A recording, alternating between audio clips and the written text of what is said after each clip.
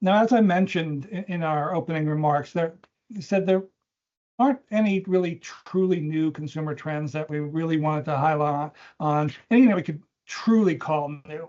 However, if there's one overarching kind of theme that I think really needs to be focused on or highlighted, it's what we're diving into next, and that is the amplification of expectations that consumers are having across an array of topics and behaviors. So, what do I mean by that? So the first place that you can see this kind of amplification of expectation is in the expansion and use of the different shopping channels that Sarah even kind of referenced just a few minutes ago. But it's not just the channels, it's how they're using each channel. And I think it's pretty safe to say now that omni-channel almost seems like an inadequate word to describe the proliferation of channels that we're seeing and options and being used by consumers, especially from a digital perspective. And we only see them continuing to increase as these online options that now include social, which was referenced before, and live streaming and expansion of subscription programs by retailers, and even the growth in retail media networks, which is having an impact on consumer behavior as well. So first place, social commerce is certainly one of the areas that we've seen some of the biggest growth. Growth is forecast to remain in double digits for the next few years through 2027, at least according to eMarketer, even though maybe the growth may have peaked this past year. And this data shows the annual sales per buyer, but even the totals are very impressive as well, and are called out on the left, over 70 billion in total sales last year. The number of people buying through social commerce topping nearly 100 million, and the penetration of social commerce among the US population approaching 35%. Now, with the looming ban on TikTok and the impact that could have in particular on TikTok Shop, will that dampen some of that, or does it just simply shift some of the social commerce to other channels that are available out there? And speaking of those things, and while TikTok is a big part of this channel as well, live streaming commerce is also growing exponentially. If you were with us last year, we did highlight the increase of shoppable media by consumers. And as you can see in the data shown here, it's a type of behavior that continues to grow very strongly, both percentage-wise in terms of amount spent and the number of e-com buyers as well, forecast to approach 50 million in this year, 2025. And while you may be more familiar with options like TikTok Shop, other social platforms are certainly out there, and e-commerce activities are expanding to additional platforms, TV and video. For example, WB Discovery, Shop with Max is one example. Kroger had an association with Hulu on their Shop the Scene during the holidays. The C Network partnered with Shop Sense AI to do something with their ACC football, and tying in with big events like that is certainly the norm. Paramount did that with the CMT Music Awards, and Walmart and NBCU had a partnership with their NFL football broadcast where, again, live commerce could take place. Why do we want to care? Why do we mention this? Well, one of the main reasons is that shoppable media alters the consumer purchase journey. It condenses it. It moves the consumer much faster, transitioning from discovery to purchase, and that could impact both choices on products overall, and certainly among brands, and potentially among the avenues and retail outlets used to make those purchases as well, which could definitely impact some of you on the call today. Another area where we've seen this kind of growth is with the expansion and evolution of retail membership programs. Certainly the elephant in the room there is still Amazon Prime, but as you can see from the data, other avenues have come both from club stores as well as other retailers. Walmart Plus has experienced strong growth. Target Circle 360 has also expanded some, so there is growth there to be had, and it's an effort by retailers to kind of combat the loss of loyalty, the decrease in loyalty. If you've obviously opted into a membership and you're paying that, you're more like to go back to that particular channel because there are benefits to doing so from both a cost and other standpoint. Now, in addition to the retail membership, there's also been a tremendous growth in retail media networks. And while your first thought might be, well, what does that really have to do with consumer behavior? They're much more relevant for us as advertisers and marketers. But again, the growth of retail media networks does have implications for the consumer purchase journey as well. Consumers can and are reminded of brands, kind of close to purchase through those, and they can even discover new ones while they're actively shopping. They can also learn or discover new information about products or brands, especially as these retail media networks continue to grow into kind of non-endemic environments. We've seen some financial institutions dive into this realm as well and offer different experiences there, again, where you're not just learning about financial products, but other things within that same environment. But raised expectations go well beyond just channel. Consumers have heightened expectations across a number of different areas or interaction points with brands and companies, including kind of the three buckets we have listed here. And we're going to dive into each one of these in a little more depth. So payments and delivery, where, more and more options are demanded now, and speed and convenience are very key to authenticity and trust, which is really the next evolution in that personalization and privacy battle that we see going on within the marketing sphere. And then finally, with service and experience. And this is an area where the research that we've seen shows brands continue to struggle a bit and even fail in some things and reasons. So we're going to explore some of that as part of this deeper dive.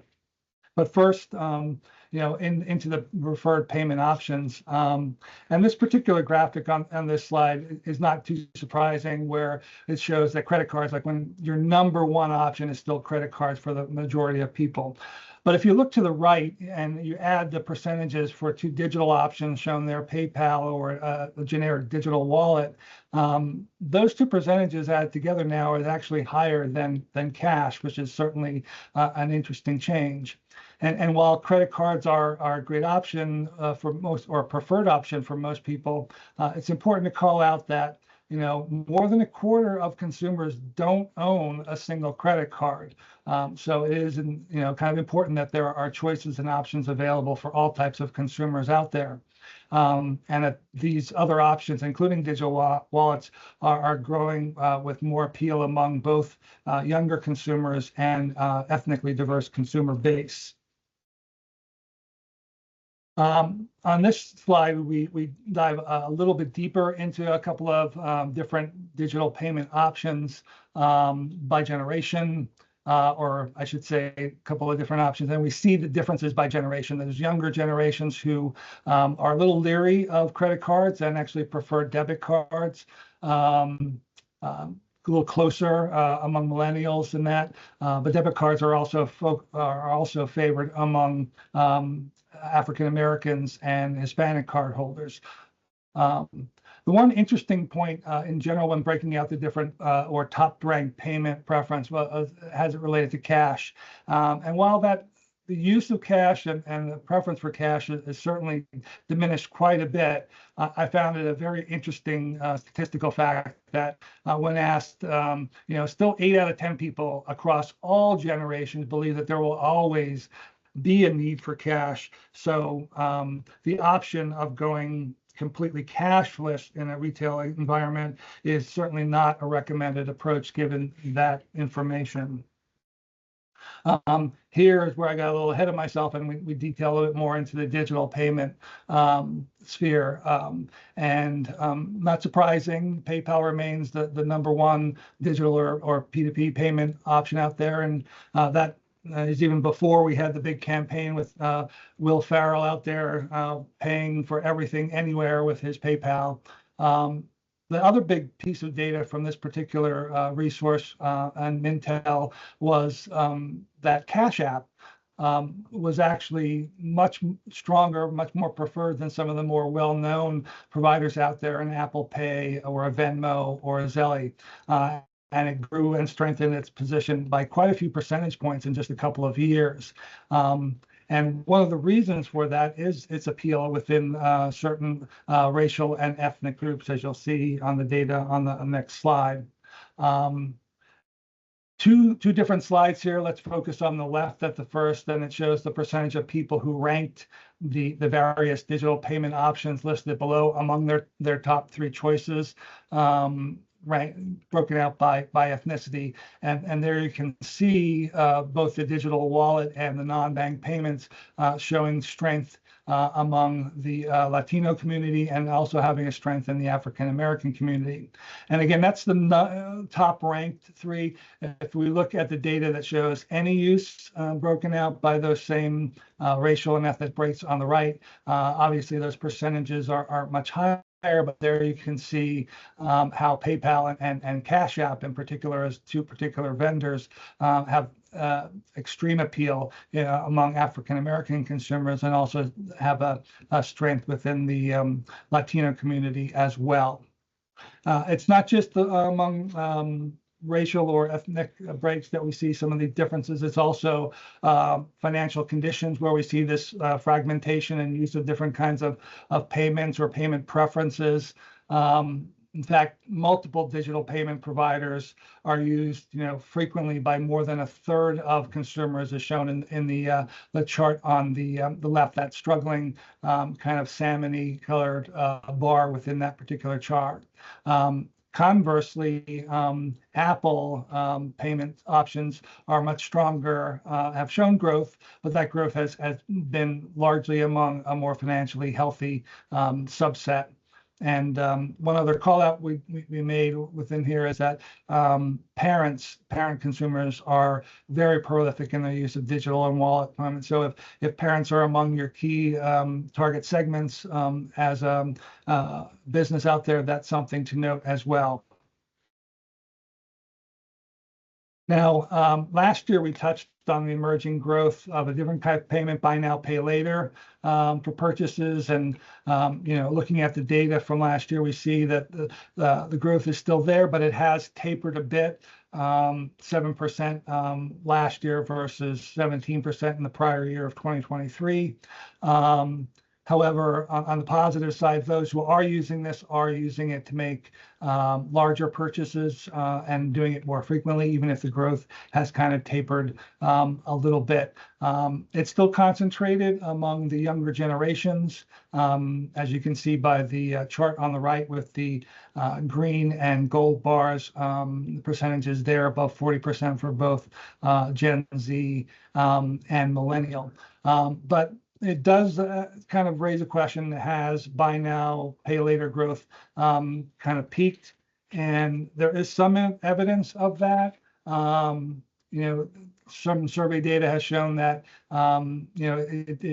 for some people, is it flexible enough? And in that, only 19% that the option of buy now, pay later financing is any better than any other type of payment options that I already have at my disposal. There's some concern about who is making the offer of the buy now, whether it's your primary financial provider or a retailer. And the big thing, and wanted to call out of this one subsection, is as far as the amplified expectation among consumers, is that what shoppers want are options. They want their option. And if they're not presented with their option, they are ready to walk away. 59% of shoppers will abandon a cart if their preferred payment method isn't offered to them when making a purchase. So just going to pause there for a second take a drink and move on to our related topic there of delivery.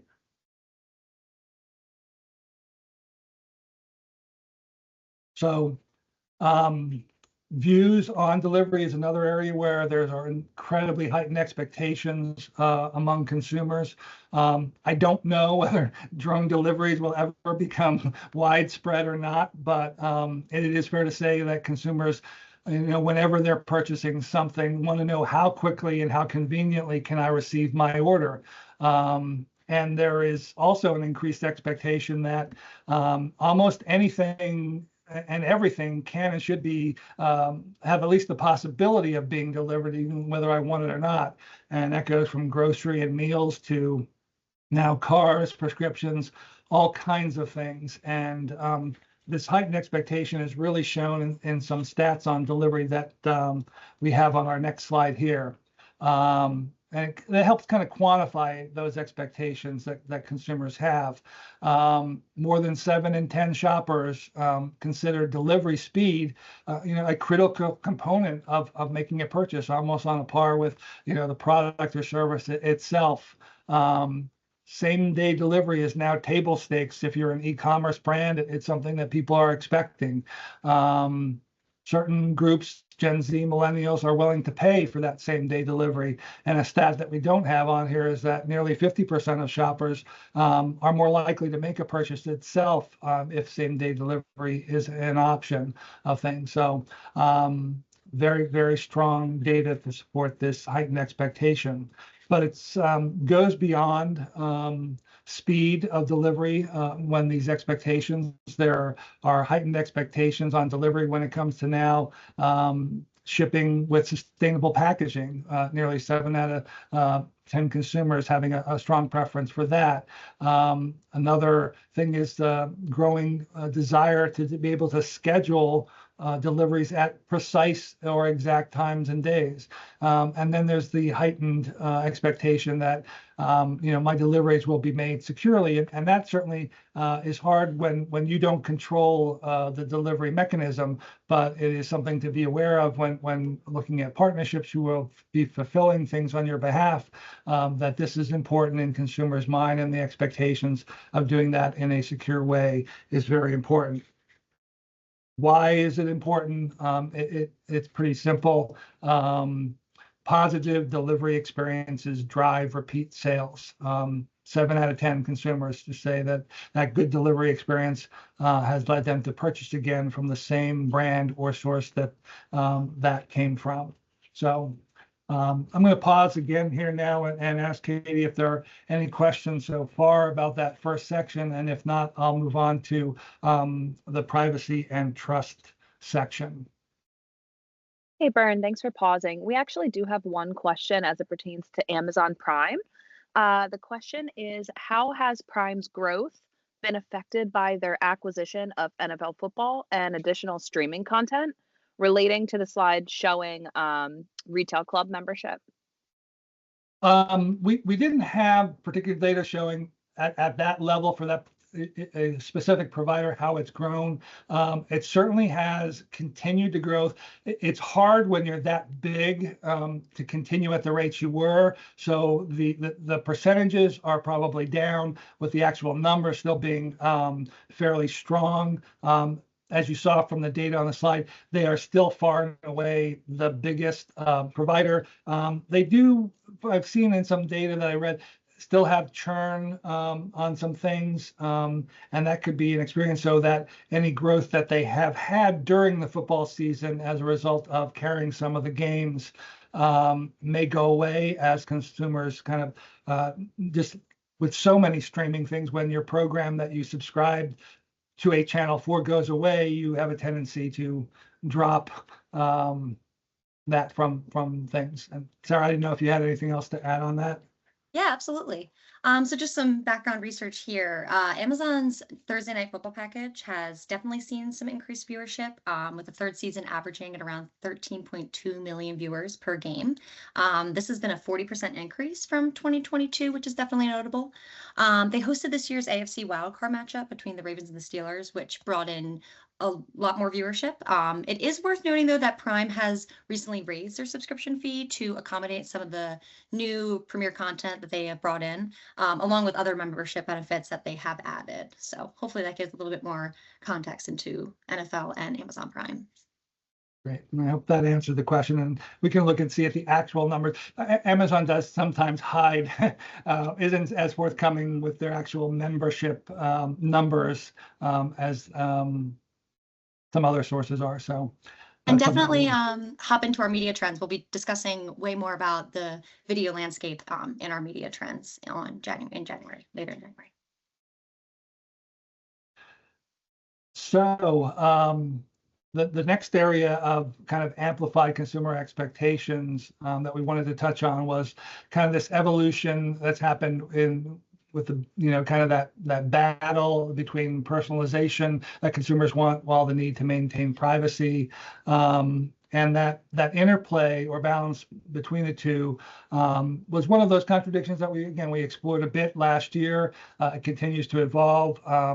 Consumers are still very concerned with balancing these two priorities. And there's been kind of, as I said, an evolution.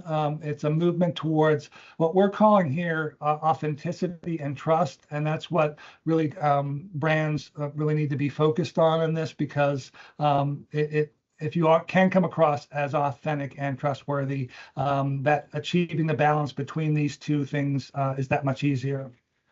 Now, that being said, data security is still job number one for marketers and agencies alike. That has to be taken care of.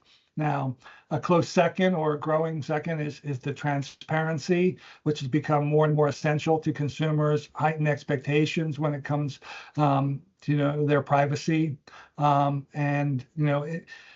You asked the question, why is it so important? Well, aside from the obvious reasons that no one wants any identity theft or anything like that to deal with, it's a matter that even just one slip up, one breach can severely undermine consumer confidence with a brand or company.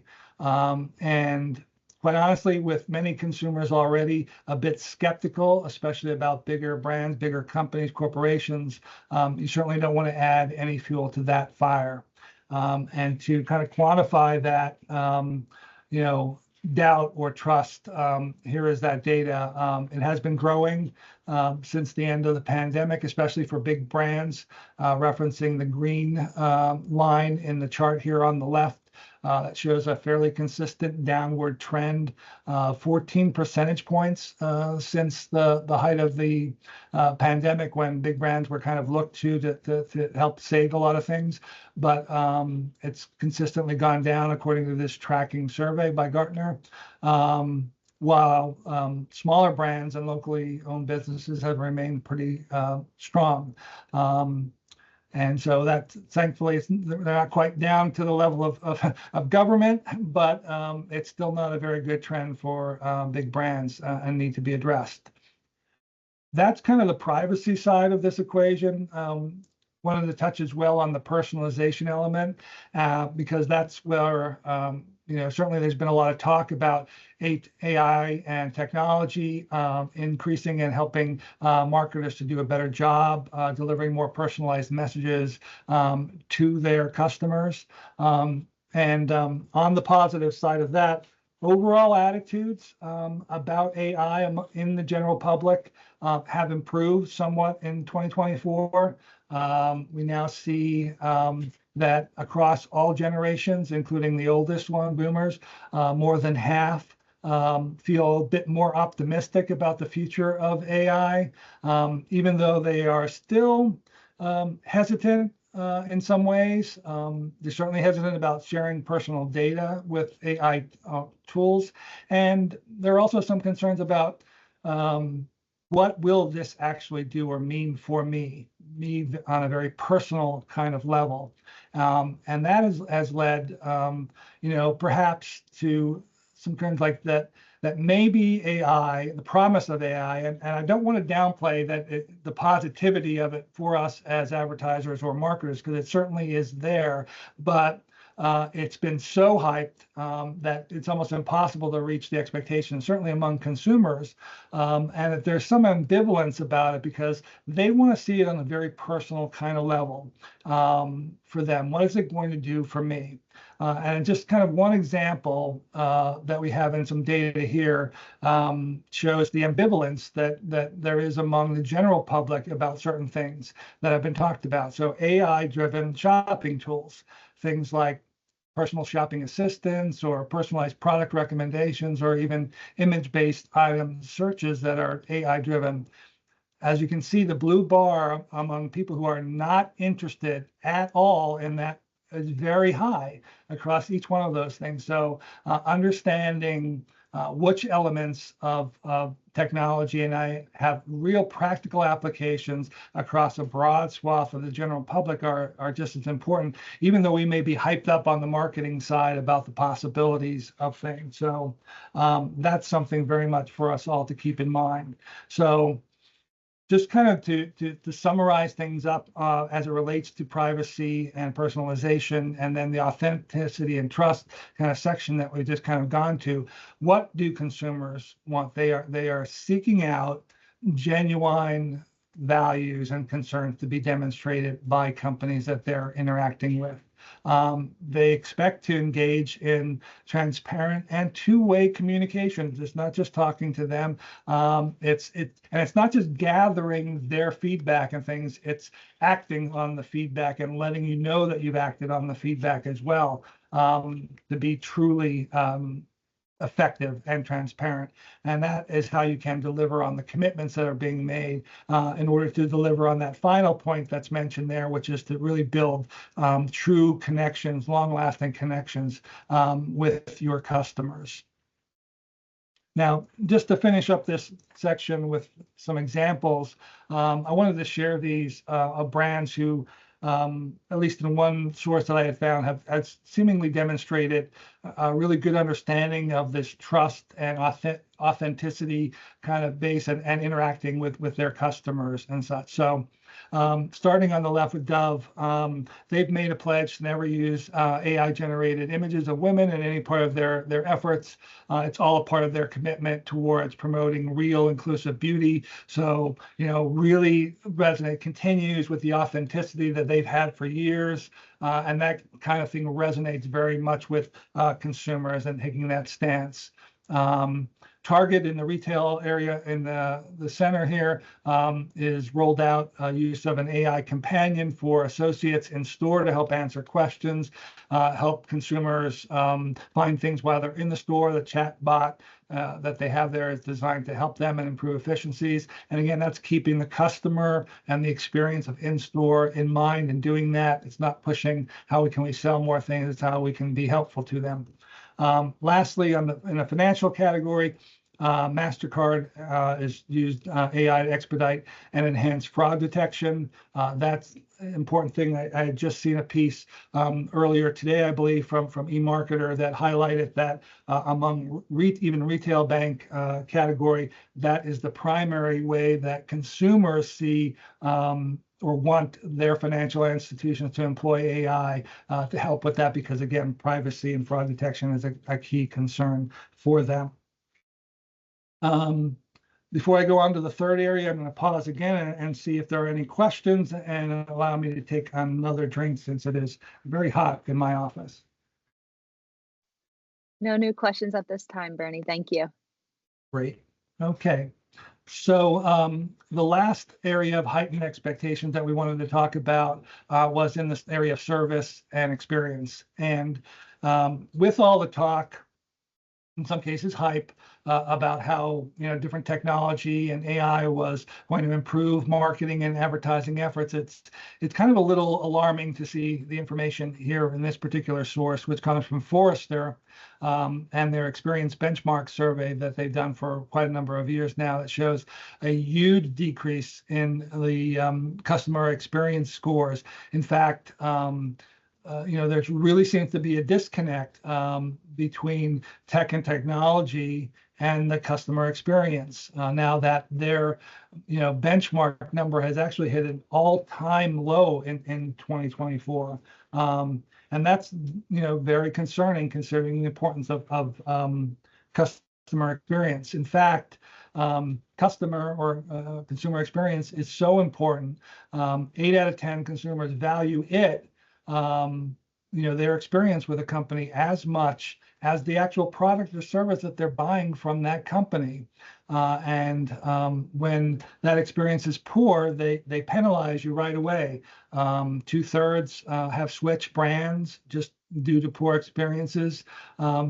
And on the positive side, 7 out of 10 will tell multiple people about good experiences. So there's an exponential positive thing when good experiences are delivered. This is backed up by data done by Qualtrics, who does a lot of customer experience tracking as well. 53% will, begin to cut back on spending after a bad experience, and that's up 3 percentage points year over year, or forecast to be up 3 percentage points in 2025 based on their forecast and the tracking that they've done. So it's very real, and it's not just these sources. We also saw this in Gartner information as well. They dubbed this disconnect between kind of the experiences and consumers as the GETS-Me gap, and the actual phraseology they used in generating these percentages, where it's nearly 6 out of 10 people who agree with the statement that says, most companies trying to sell me their products and services don't really understand my preferences or needs as a consumer. And that's pretty damning given the amount of personalization efforts that are going on out there. So there is still this gap. And while it's higher among boomers, it's notable to see that this includes even the youngest generation in there, Gen Z. That's over half of that. So pretty alarming statistics. Kind of what can you do about it? Well, you hope to employ feedback so that you can address things, but that too is getting more difficult. The same Qualtrics study showed that less and less customers are providing feedback. Less than 20% provided through social channels, only 22% on a third-party site, and a quarter of all say nothing about things. So, and I find that kind of interesting as well, considering how widespread automated technology is out there and being applied to try and gather feedback with these automated requests. And maybe that's the problem. Are we overwhelming consumers with these types of automated feedback requests rather than asking them to engage with us before kind of foisting it on them? So one thing, I guess, is like how you solve for this. And I think there's a couple things. First, you want to probably deliver on the experience, a positive experience right from the start. Some recommendations that I've seen is really to align, your promise to the customer with that experience right from the start, and wherever possible to boost the memorability of your brand at the critical touch points as you're interacting with them, and then when you're seeking that feedback, it's kind of looking and taking different approaches. It's not a one-size-fits-all technology. The same technology is not going to work across all categories, across all brands, et cetera. And again, listening to your particular key customers and acting upon the feedback that you receive are all key things.